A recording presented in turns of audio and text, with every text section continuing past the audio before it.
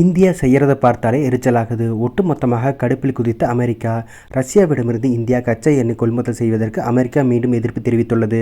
இந்தியாவிலிருந்து இறக்குமதி செய்யப்படும் பொருட்களுக்கு 25% வரி விதிக்கப்படும் என அமெரிக்க அதிபர் டொனால்ட் ட்ரம்ப் தெரிவித்துள்ளார். அதோடு ரஷ்யாவிடமிருந்து ராணுவ ஆயுதங்கள் மற்றும் எரிபொருட்கள் வாங்குவதற்கு கூடுதல் அபராதமும் விதிக்கப்படும் எனவும் தெரிவித்துள்ளார். இதனால் இந்திய ஏற்றுமதியாளர்கள் கடும் அதிருப்தியில் ஆழ்ந்துள்ளனர். இந்த நிலையில்தான் அமெரிக்காவின் வெளியுறவு அமைச்சர் மார்க்கோ ரூபியோ தனியார் செய்தி நிறுவனத்திற்கு பேட்டியளித்துள்ளார். அப்பொழுது ரஷ்யாவிடமிருந்து இந்தியா எரிபொருளை வாங்குவது அமெரிக்காவுடனான உறவில் ஒரு எரிச்சலான புள்ளியாக இருப்பதாக பேசியுள்ளார்.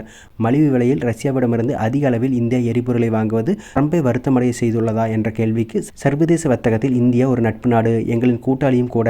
அதே நேரம் வெளியுறவு கொள்கை எல்லா விஷயங்களிலும் அனைத்து நேரத்திலும் இரு நாடுகளும் 100% ஒத்துப்போவதில்லை எனவும் மார்க்கோ ரூபியோ விளக்கமளித்துள்ளார். தொடர்ந்து பேசுகையில், இந்தியாவிற்கு மிகப்பெரிய எரிசக்தி தேவைகள் உள்ளது. அதில் எண்ணெய், நிலக்கரி, எரிவாயு மற்றும் ஒவ்வொரு நாட்டையும் போலவே அதன் பொருளாதாரத்தை ஆற்றுவதற்கும் தேவையான பொருட்களை வாங்கும் திறன் அடங்கும். அதன்படி ரஷ்யாவிடமிருந்து வாங்குகிறது.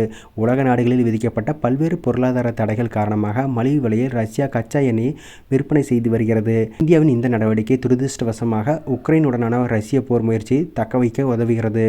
இது இந்தியாவுடனான எங்கள் உறவில் நிச்சயமாக எரிச்சலூட்டும் ஒரு புள்ளியாகும். அதே நேரம் எரிச்சலூட்டும் ஒரே புள்ளியும் அல்ல என்றும் ரூபியோ தெரிவித்துள்ளார். தொடர்ந்து பேசியில் அதிபர் ட்ரம்ப் வெளிப்படுத்துவது மிகவும் தெளிவான விரக்தியாகும். சந்தையில் பல எண்ணெய் விற்பனையாளர்கள் இருந்தாலுமே இந்தியா ரஷ்யாவிடமிருந்து எண்ணெய் வாங்குவது தொடர்கிறது. இது ரஷ்யாவின் போர் முயற்சிகளுக்கு நிதியளிக்க உதவுகிறது மற்றும் உக்ரைனில் இந்த போர் தொடர அனுமதிக்கிறது என்று ரூபியோ குற்றம் சாட்டியுள்ளார்.